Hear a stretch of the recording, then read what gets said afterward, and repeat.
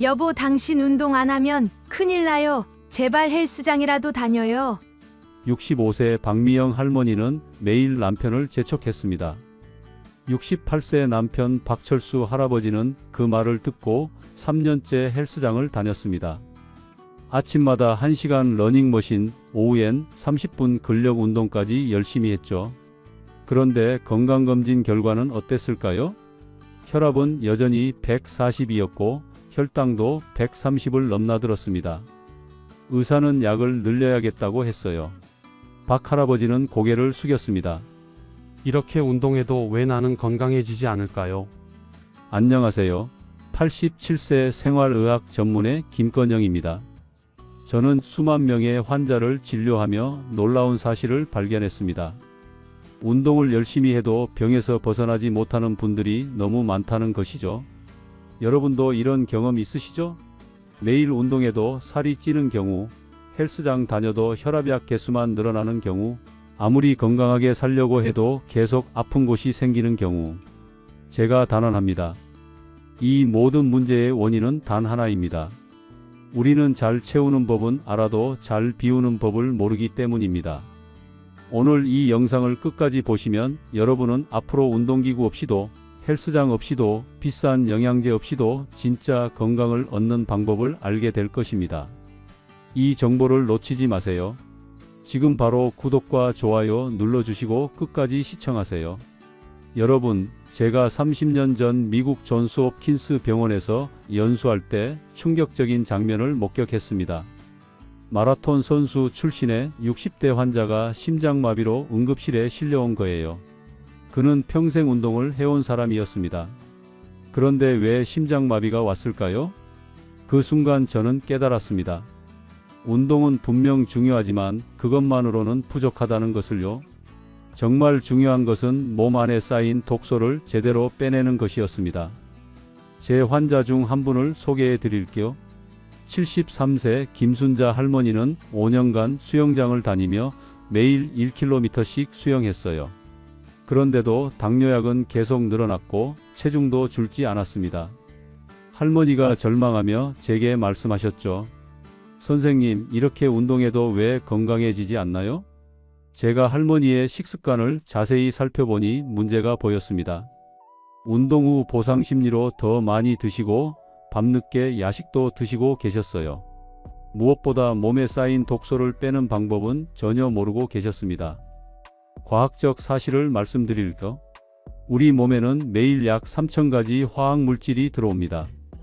공기 중 미세먼지, 음식 속 첨가물, 스트레스로 생기는 활성산소까지. 이런 독소들이 계속 쌓이면 아무리 운동해도 건강해질 수 없어요. 운동의 한계를 아시나요? 운동은 혈액순환과 근육 강화에는 도움이 됩니다. 하지만 간에 쌓인 독소, 장에 붙은 숙변, 혈관에 쌓인 노폐물은 운동만으론 제거되지 않아요. 마치 더러운 물탱크에 새 물을 넣는 것과 같습니다. 먼저 탱크를 깨끗이 청소해야 하는 거죠. 제가 발견한 해독의 핵심은 바로 언제 무엇을 먹느냐였습니다. 77세 이영수 할아버지는 제 조언대로 해독 식단을 시작하셨어요.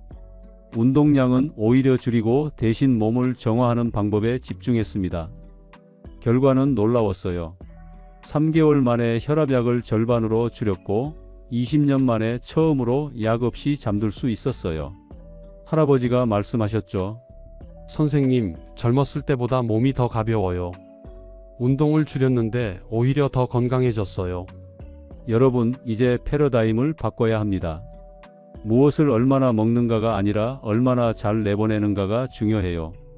해독은 건강관리에서 절대 빠져서는 안 되는 핵심입니다. 지금부터는 운동보다 훨씬 중요한 것, 바로 음식의 진짜 역할에 대해 알려드리겠습니다. 여러분이 지금까지 알고 있던 건강 상식이 완전히 뒤바뀔 거예요. 선생님, 저는 매일 2시간씩 운동하는데 왜 몸이 무거울까요? 79세 정명숙 할머니가 제게 하신 질문입니다. 할머니는 정말 대단하셨어요. 새벽 5시에 일어나 1시간 걷기, 오후엔 1시간 등산까지. 젊은 사람도 못 따라할 운동량이었죠. 그런데 검사 결과는 어땠을까요? 간 수치는 높고 염증 수치도 정상을 벗어났어요. 특히 만성 피로가 심해서 운동 후에도 개운하지 않다고 하셨습니다. 저는 할머니께 물었습니다. 혹시 운동 전후에 무엇을 드시나요? 할머니 대답이 충격이었어요. 아침엔 든든하게 밥 먹고 운동 후엔 단백질 보충을 위해 고기랑 달걀을 많이 먹어요. 바로 그거였습니다. 아무리 열심히 운동해도 몸 안에서는 소화와 해독이라는 더 큰 일이 벌어지고 있었던 거예요. 여러분, 놀라운 사실을 말씀드릴까? 우리가 태어날 때부터 받는 에너지는 운동이 아니라 영양입니다. 엄마 뱃속의 아기를 생각해 보세요. 아기는 운동을 전혀 하지 않습니다. 그런데도 세포가 분열되고 장기가 만들어져요. 무엇으로요? 바로 엄마가 먹는 음식의 영향으로요. 제가 60년간 의사로 살아오며 깨달은 가장 중요한 진리입니다. 건강의 본질은 운동이 아니라 영양이에요. 그리고 그 영양을 정화시키는 해독이 뒷받침되어야 진정한 무병장수가 가능합니다. 85세 박상철 할아버지의 이야기를 들려드릴게요. 할아버지는 평생 운동광이셨어요. 헬스장 회원권만 10년째 매일 빠짐없이 웨이트 트레이닝을 했죠. 그런데 75세가 되니 갑자기 무릎이 아프기 시작했어요. 의사는 관절염이라며 운동을 줄이라고 했습니다. 할아버지는 절망했어요. 평생 운동으로 건강을 지켜왔는데 이제 그것마저 못한다니.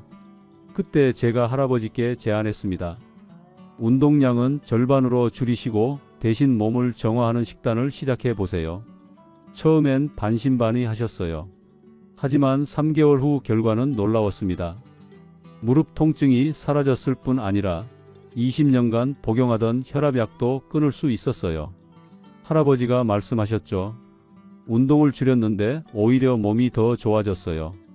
이게 어떻게 가능한 거죠? 과학적으로 설명해 드릴까?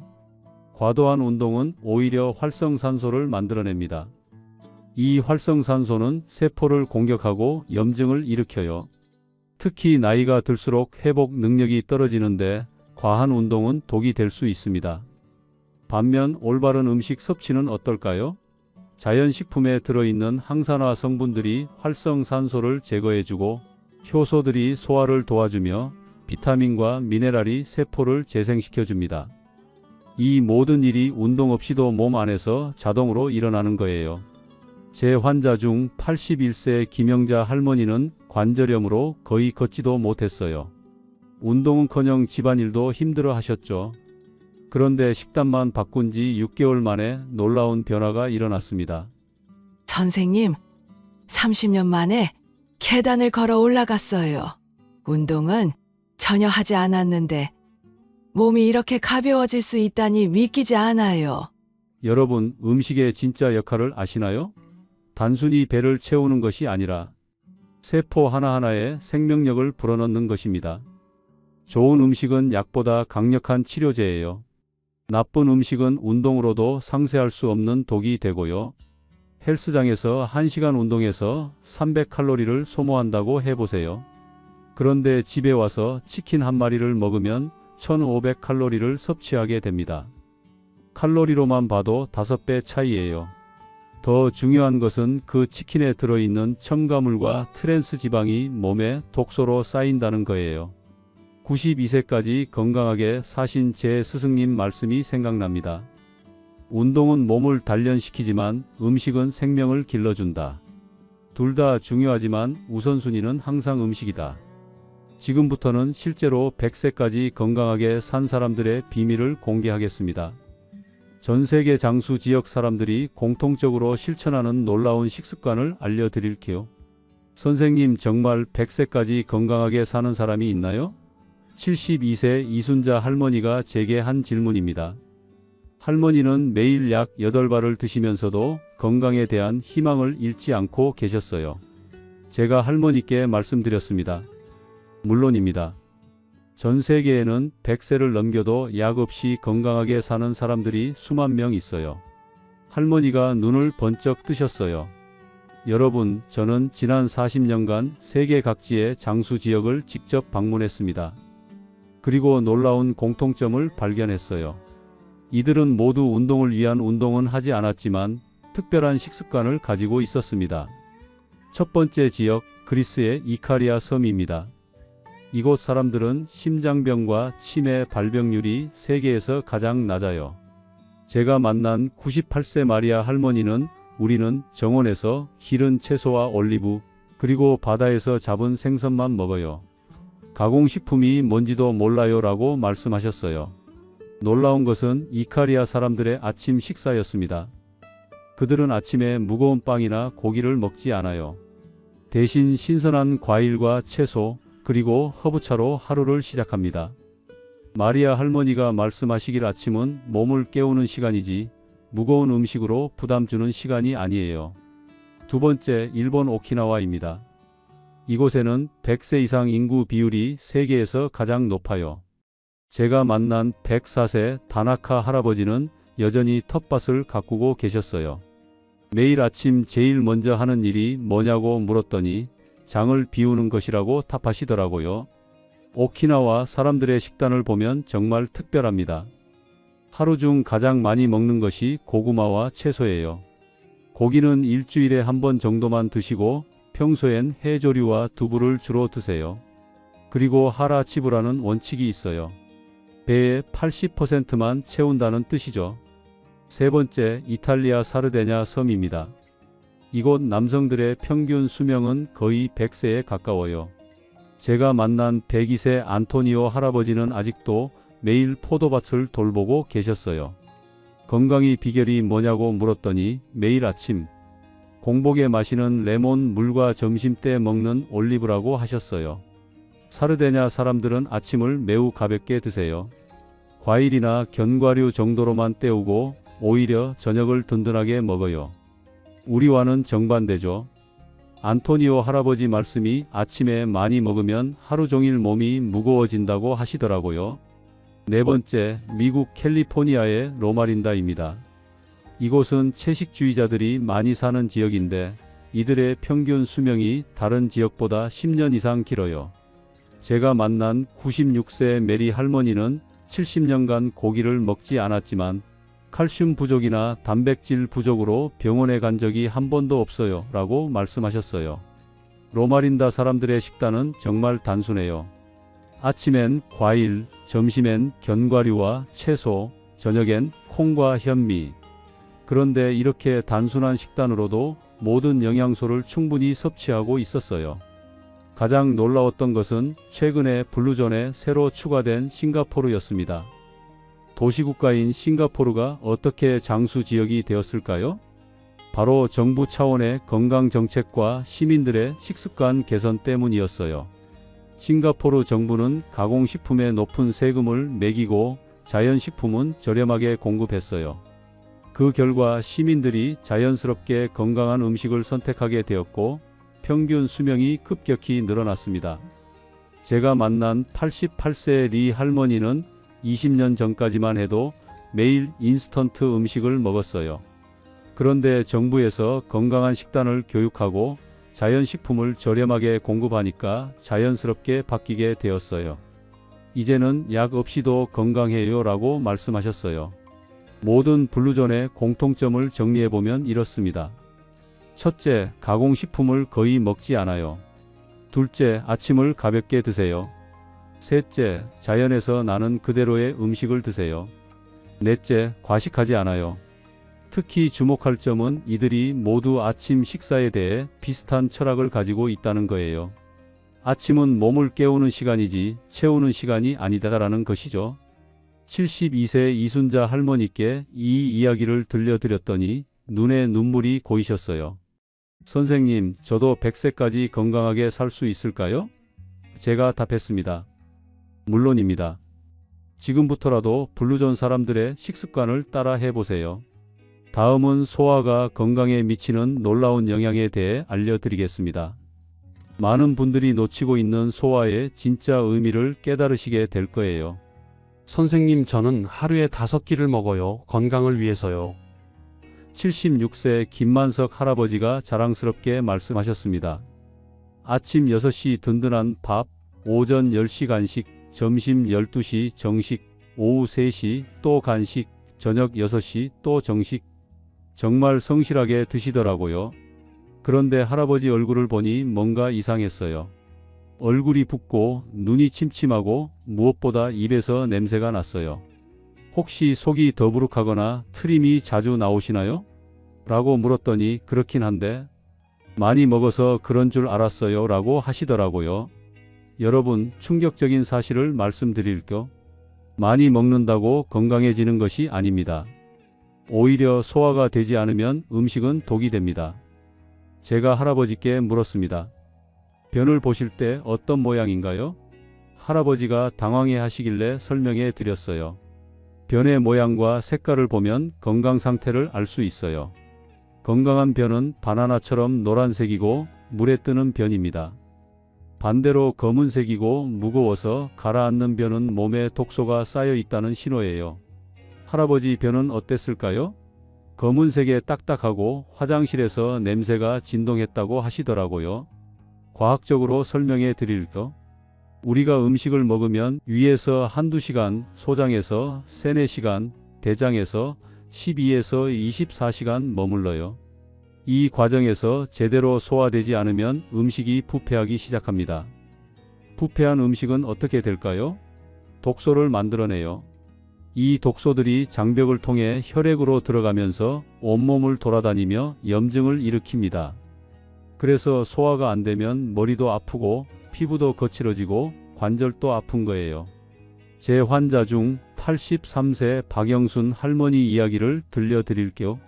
할머니는 20년간 만성 피로에 시달리셨어요. 병원에서 온갖 검사를 다 해봐도 원인을 찾을 수 없었죠. 그런데 할머니의 식습관을 보니 문제가 보였어요.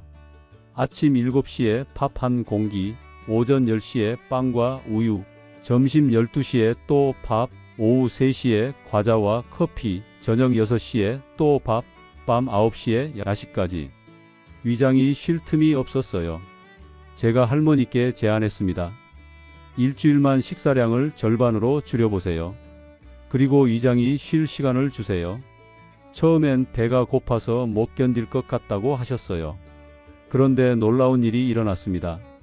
3일째부터 할머니가 몸이 가벼워진 것 같아요 라고 하시더라고요. 일주일 후엔 20년 만에 이렇게 개운한 아침을 맞아봐요 라고 말씀하셨어요. 여러분, 위장도 근육입니다. 24시간 계속 일하면 지쳐요. 사람도 밤에 잠을 자야 다음날 일할 힘이 생기듯 위장도 쉴 시간이 필요해요. 특히 간은 밤 11시부터 새벽 3시까지가 해독 시간입니다. 이 시간에 음식이 들어오면 간이 소화를 도와야 해서 해독을 제대로 못해요. 그러면 독소가 쌓이고 피로가 누적되고 결국 각종 질병으로 이어집니다. 건강한 소화의 신호를 알려드릴게요. 첫째, 식후에 배가 편해야 해요. 더부룩하거나 답답하면 과식이에요. 둘째, 트림이나 방귀가 냄새나지 않아야 해요.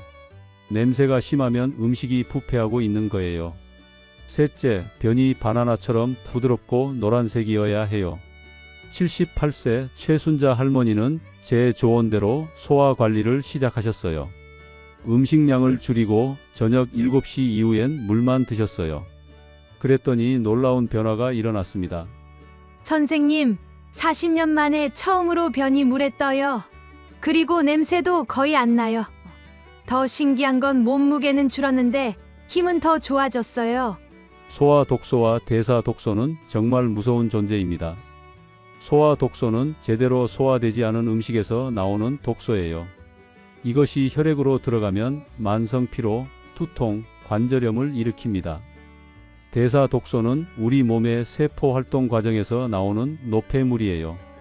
특히 단백질을 과도하게 섭취하면 암모니아가 생기는데 이것이 제대로 배출되지 않으면 통풍이나 신장 질환의 원인이 됩니다. 89세까지 건강하게 사신 제 어머니 말씀이 생각납니다. 배가 고플 때 먹고 목이 마를 때 마시고 몸이 원할 때 쉬어라. 그러면 몸이 알아서 건강해진다. 김만석 할아버지는 제 조언을 따라 하루 3끼를 2끼로 줄이고 저녁 식사량을 절반으로 줄이셨어요. 처음 일주일은 힘들어 하셨지만 두 번째 주부터는 몸이 깃털처럼 가벼워졌다고 하시더라고요. 3개월 후 할아버지를 다시 만났을 때 완전히 다른 사람이 되어 있었어요. 얼굴 부기가 빠지고 눈이 맑아지고 입냄새도 사라졌어요. 무엇보다 30년 만에 아침에 일어나면 개운해요 라고 말씀하셨죠. 여러분, 소화는 단순히 음식을 분해하는 것이 아닙니다. 생명력을 만들어내는 과정이에요. 잘 소화되면 에너지가 되고 못 소화되면 독이 됩니다. 지금부터라도 소화에 집중해 보세요. 다음은 가장 강력한 해독 음식에 대해 알려드리겠습니다. 단 한 끼만 바꿔도 간을 살릴 수 있는 놀라운 방법을 공개합니다. 선생님, 과일을 밥 대신 먹어도 되나요? 81세 문정자 할머니가 조심스럽게 물어보셨습니다. 할머니는 30년간 당뇨를 앓고 계셨고 의사로부터 과일은 당분이 많으니 피하라는 말을 들어오셨거든요. 저는 할머니께 반대로 제안했습니다. 아침 한 끼를 과일로만 드셔보세요. 단 조건이 있어요. 갈아서 마시지 말고 그대로 씹어서 드세요. 할머니가 의아해하셨죠. 당뇨가 있는데 과일을 먹어도 될까요?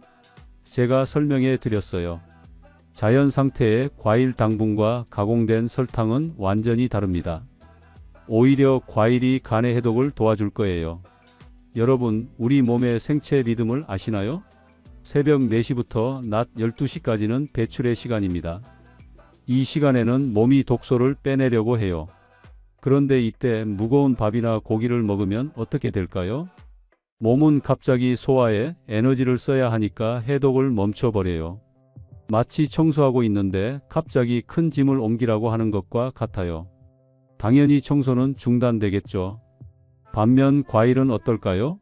과일에는 80에서 90%가 물이에요. 그리고 소화에 필요한 효소가 이미 들어있어서 위장에 부담을 주지 않아요. 오히려 간의 해독을 도와주는 비타민C와 항산화 성분이 풍부하죠. 제 환자 77세 이봉수 할아버지 이야기를 들려드릴게요. 할아버지는 40년간 공장에서 일하시면서 간 수치가 계속 높았어요. 의사는 술도 안 마시는데 왜 간이 나쁠까요? 라고 의아해했죠. 제가 할아버지의 아침 식단을 보니 문제가 보였어요. 매일 아침 7시에 밥 한 공기, 국, 반찬 5가지를 드시고 8시에 출근하셨어요. 간이 해독해야 할 시간에 오히려 더 많은 일을 시킨 거예요. 제가 제안했습니다. 한 달만 아침을 과일로 바꿔보세요. 사과 1개와 바나나 1개, 그리고 물 1컵이면 충분해요. 할아버지가 걱정하셨어요. 그것만 먹고 힘이 날까요? 놀라운 결과였습니다. 일주일 후 할아버지가 전화하셨어요. 선생님, 신기해요. 오히려 오전에 더 힘이 나요. 예전엔 아침 먹고 나면 졸렸는데 지금은 머리가 맑아요. 한 달 후 건강검진 결과는 더 놀라웠어요.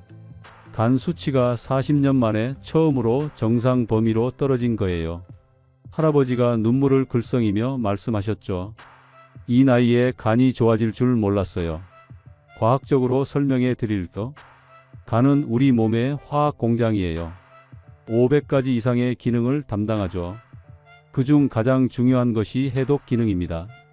밤사이 몸에 쌓인 독소를 처리하는 게 간의 아침 일과예요. 그런데 아침에 무거운 음식을 먹으면 간이 해독 대신 소화를 도와야 해요. 담즙을 분비해서 지방을 분해하고 각종 효소를 만들어야 하죠. 그러면 해독은 뒷전이 되고 독소가 계속 쌓이게 됩니다. 과일은 다릅니다. 과일에 들어있는 과당은 간에서 직접 에너지로 변환돼요. 중간 과정이 없어서 간에 부담을 주지 않아요. 오히려 과일의 항산화 성분들이 간세포를 보호하고 재생을 도와줍니다.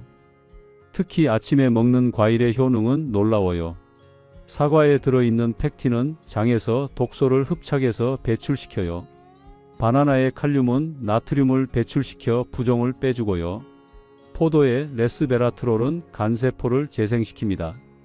84세 김순희 할머니는 50년간 변비로 고생하셨어요. 매일 변비약을 드셔도 시원하지 않았죠. 제가 아침 과일 식사를 권했더니 놀라운 변화가 일어났어요. 선생님, 과일을 먹기 시작한 지 3일 만에 자연스럽게 변이 나와요. 50년 만에 처음이에요. 그리고 변 색깔도 노란색으로 바뀌었어요. 하지만 주의할 점이 있어요. 과일을 갈아서 주스로 마시면 안 됩니다. 갈면 섬유질이 파괴되고 당분만 남아서 혈당이 급격히 올라가요. 반드시 그대로 씹어서 드세요. 또 과일에 다른 음식을 같이 먹으면 안 됩니다. 땅콩 버터를 발라 먹거나 우유와 함께 먹으면 소화 시간이 달라서 위장에서 발효가 일어나요. 과일은 반드시 혼자서 공복에 드셔야 해요. 과일의 당분이 걱정되시나요? 자연 상태의 과일 당분은 가공된 설탕과 완전히 다릅니다. 과일에는 당분과 함께 섬유질, 비타민, 미네랄이 들어있어서 혈당이 천천히 올라가요. 실제로 원숭이나 고릴, 라 같은 유인원들은 과일을 주식으로 해요. 그런데 당뇨병에 걸리는 유인원을 본 적 있나요? 없어요. 자연 상태의 과일은 오히려 혈당을 안정시켜줍니다. 운동선수들이 시합 전에 바나나를 먹는 이유도 여기 있어요. 바나나의 자연 당분은 빠르게 에너지로 변환되면서도 혈당 급상승을 일으키지 않거든요. 문정자 할머니는 3개월간 아침 과일 식사를 실천하셨어요. 결과는 놀라웠습니다. 혈당이 안정되고 당뇨약을 절반으로 줄일 수 있었어요. 더 놀라운 건 30년 만에 몸무게가 정상으로 돌아온 거예요. 선생님, 과일만 먹는데 오히려 배가 든든해요. 그리고 점심까지 전혀 배가 고프지 않아요. 이상해요. 분명 적게 먹었는데 더 힘이 나요. 여러분, 아침 과일 식사에 힘을 믿어보세요. 간이 쉬면서 해독에 집중할 수 있고 몸이 가벼워지며 에너지가 넘치게 됩니다. 오늘부터 한 끼만 바꿔보세요. 마지막으로 과일에 대한 오해와 진실, 그리고 지금 당장 시작할 수 있는 실천법을 알려드리겠습니다. 선생님, 과일 먹으면 살찌지 않나요? 74세 박미란 할머니가 걱정스럽게 물어보셨습니다. 할머니는 평생 다이어트를 하시면서 과일도 끊고 계셨거든요. 과일에 당분이 많다고 해서 30년간 안 먹었어요. 저는 할머니께 반문했습니다. 그동안 과일을 안 드셔서 살이 빠지셨나요? 할머니가 고개를 저으셨어요. 오히려 더 쪘어요. 그리고 항상 뭔가 먹고 싶은 욕구가 있어요. 여러분, 과일에 대한 가장 큰 오해부터 풀어드릴게요. 많은 분들이 과일의 당분을 두려워합니다. 하지만 자연산 과일의 과당과 가공된 옥수수 과당은 완전히 다른 물질이에요. 옥수수에서 추출한 액상 과당은 간에 직접 저장되어 지방으로 변환됩니다. 반면 과일의 자연 과당은 세포에서 바로 에너지로 사용돼요. 더욱이 과일에는 과당과 함께 섬유질, 효소, 비타민이 함께 들어있어서 혈당을 안정시켜줍니다. 실제 연구 결과를 말씀드릴게요. 아프리카의 원시 부족들은 과일을 주식으로 살아갑니다. 하루에 과일만 2에서 3kg을 먹어요. 그런데 이들 중에 당뇨병이나 비만인 사람을 찾아볼 수 없어요. 반대로 서구식 식단을 먹기 시작한 부족들은 어떨까요? 10년 안에 당뇨병과 고혈압 환자가 급격히 늘어납니다. 문제는 과일이 아니라 가공식품이었던 거예요. 제 환자 79세 김영철 할아버지는 평생 과일을 멀리해 왔어요. 과일 먹으면 혈당 오른다고 해서 20년간 안 먹었어요. 그런데 혈당은 어땠을까요? 오히려 계속 나빠졌어요. 당뇨약은 3알에서 6알로 늘어났고요. 제가 할아버지께 과일 식사를 권했을 때 정말 반대하셨어요. 의사가 과일 먹지 말라고 했는데요. 그래서 제가 제안했습니다. 일주일만 해보세요. 혈당이 오르면 즉시 중단하겠습니다. 놀라운 결과였어요. 과일을 먹기 시작한 지 3일 만에 공복 혈당이 떨어졌어요. 일주일 후엔 식후 혈당도 안정되었고요. 할아버지가 믿기지 않는다는 표정으로 말씀하셨죠. 이게 어떻게 가능한 거죠? 과학적으로 설명해 드릴게요. 과일에 들어있는 자연 효소들이 췌장의 부담을 줄여줍니다. 특히 파파야의 파파인, 파인애플의 브로멜린 같은 효소들은 소화를 도와주면서 췌장이 쉴 수 있게 해줘요. 또한 과일의 섬유질은 당분의 흡수 속도를 늦춰줍니다. 사과 하나를 통으로 먹으면 당분이 천천히 흡수되지만 같은 양을 주스로 마시면 급격히 흡수되어 혈당이 치솟아요. 과일을 제대로 먹는 방법을 알려드릴게요. 첫째, 갈지 말고 씹어서 드세요. 씹는 행위 자체가 소화를 돕고 포만감도 줍니다. 둘째, 식후가 아닌 식사로 드세요. 다른 음식과 함께 먹으면 발효가 일어날 수 있어요. 셋째, 아침에 드세요. 새벽 4시부터 낮 12시까지는 배출의 시간이라 과일이 해독을 도와줍니다. 넷째, 충분한 양을 드세요.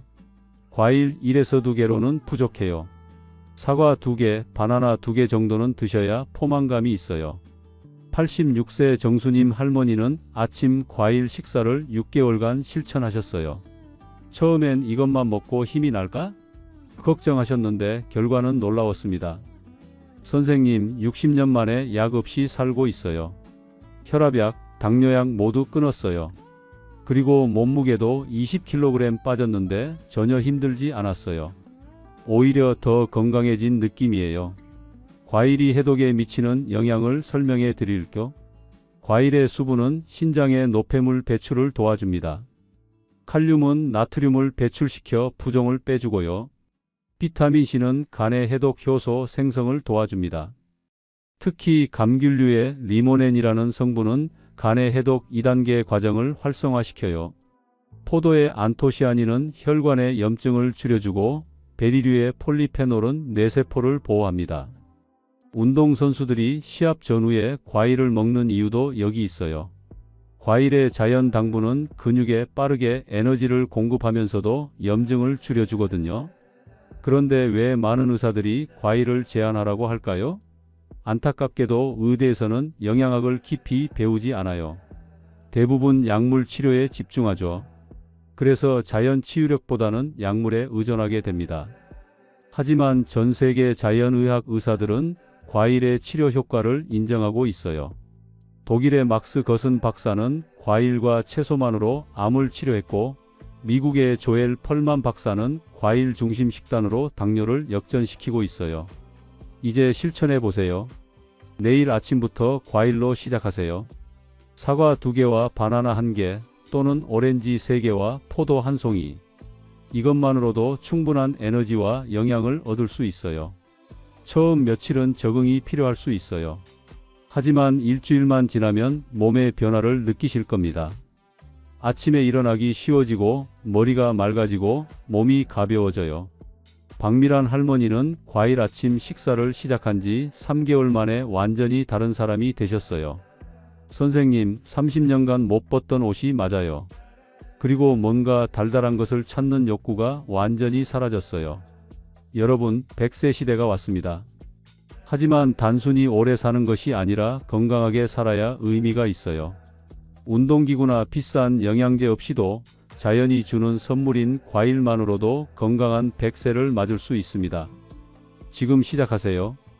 한 끼만 바꾸는 것으로 여러분의 인생이 달라질 수 있어요. 간이 쉬고 장이 깨끗해지며 온몸에 생명력이 넘치는 진짜 건강을 경험하세요. 오늘 이 영상이 도움되셨다면 좋아요와 구독 버튼을 눌러주세요. 그리고 주변의 어르신들에게도 꼭 알려주세요. 우리 모두 건강한 100세를 맞이할 수 있습니다. 감사합니다. 김건영 박사가 응원합니다.